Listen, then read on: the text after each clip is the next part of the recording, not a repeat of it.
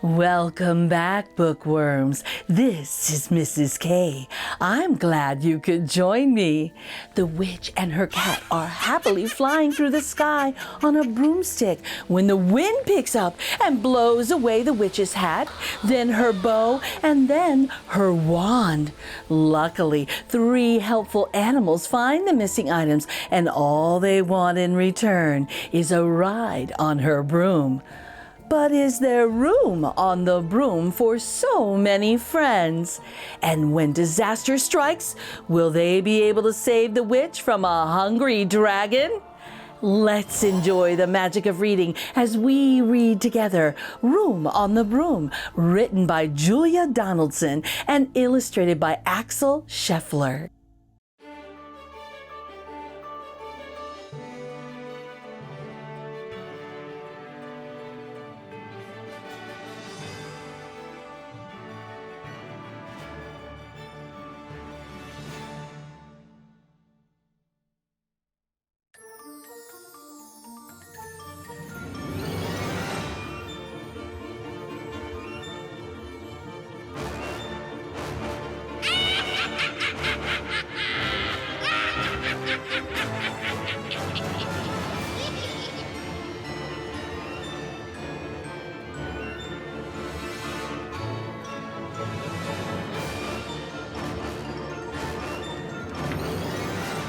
The witch had a cat and a hat that was black, and long ginger hair in a braid down her back.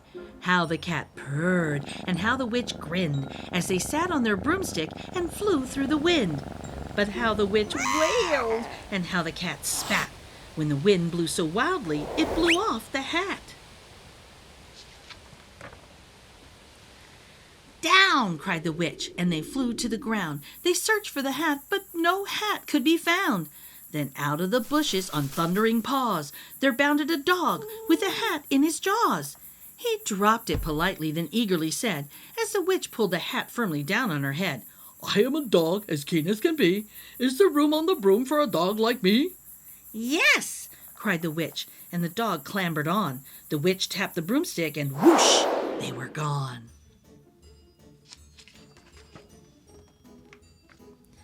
Over the fields and the forest they flew. The dog wagged his tail, and the stormy wind blew. The witch laughed out loud and held on to her hat. But away blew the bow from her braid, just like that.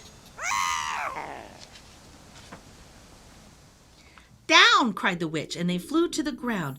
They searched for the bow, but no bow could be found. Then out from a tree with an ear-splitting shriek, there flapped a green bird with a bow in her beak. She dropped it politely and bent her head low, then said, as the witch tied her braid in the bow, "I am a bird as green as can be. Is there room on the broom for a bird like me?" "Yes!" cried the witch, so the bird fluttered on. The witch tapped the broomstick, and whoosh, they were gone.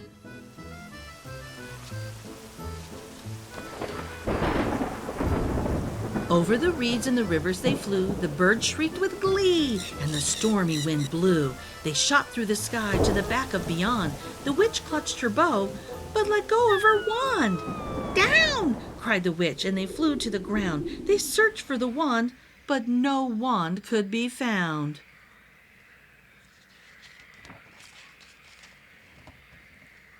Then all of a sudden, from out of a pond, leaped a dripping wet frog with a dripping wet wand. He dropped it politely, then said with a croak, as the witch dried the wand on a fold of her cloak, "I am a frog as clean as can be. Is there room on the broom for a frog like me?" "Yes!" said the witch, so the frog bounded on. The witch tapped the broomstick, and whoosh, they were gone. Over the moors and the mountains they flew. The frog jumped for joy, and I wonder what happened. The broom snapped in two! Down fell the cat and the dog and the frog. Down they went tumbling into a bog. The witch's half broomstick flew into a cloud, and the witch heard a roar that was scary and loud. "I am a dragon as mean as can be, and which with French fries tastes delicious to me." "No!" cried the witch, flying higher and higher. The dragon flew after her, breathing out fire. "Help! cried the witch, flying down to the ground. She looked all around, but no help could be found. The dragon drew near with a glint in his eyes and said, "Just this once, I'll have witch without fries." But just as he planned to begin on his feast, from out of a ditch rose a horrible beast. It was tall, dark, and sticky, and feathered and furred. It had 4 frightful heads. It had wings like a bird. And its terrible voice, when it started to speak, was a yowl and a growl and a croak and a shriek. It dripped and it squelched as it strode from the ditch. And it said to the dragon, "Buzz off! That's my witch!" "Oh my." The dragon drew back and he started to shake. "I'm sorry," he spluttered. "I made a mistake. It's nice to have met you, but now I must fly." And he spread out his wings and was off through the sky. Then down flew the bird, and down jumped the frog, down climbed the cat, and phew, said the dog. "And thank you, oh thank you," the grateful witch cried. "Without you, I'd be in that dragon's inside." Aww. Then she filled up her cauldron and said with a grin, "Find something, everyone, throw something in." So the frog found a lily, the cat found a cone, the bird found a twig, and the dog found a bone.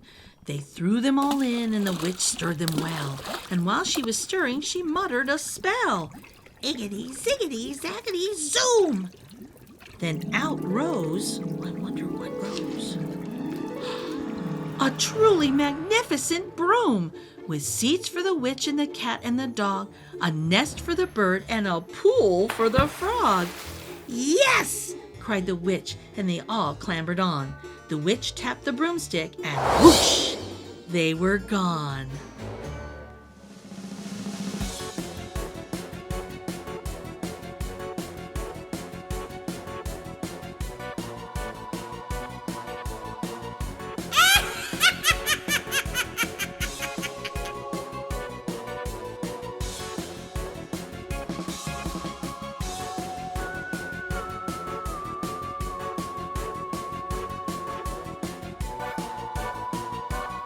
Well, bookworms, if you enjoyed Room on the Broom, be sure to check it out at your local library or buy a copy for yourself from your favorite bookstore. If you enjoyed my Read Aloud video, please give it a thumbs up and become an official bookworm and subscribe. Until next time, enjoy the magic of reading.